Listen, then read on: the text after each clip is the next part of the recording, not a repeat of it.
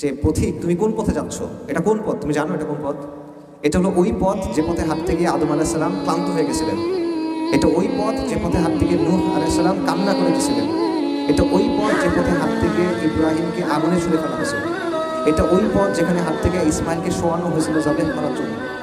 এটা ওই পথ যেটার জন্য সস্তা দামে বিক্রি করে দেওয়া হয়েছিল ইউসুফ আলাইহিস সালামকে, কারাগারে থাকতে হয়েছিল তাকে কয়েক বছর।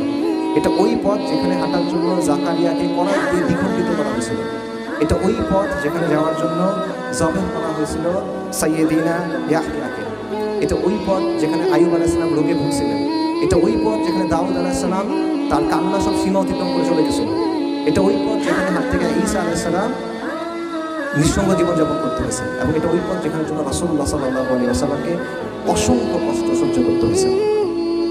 এটা ওই পথ। তো তুমি কোন পথে হাঁটতেছো? তুমি এখনো খেল তামাশার মধ্যে আছো। পথিক তুমি কোন পথে যাচ্ছ?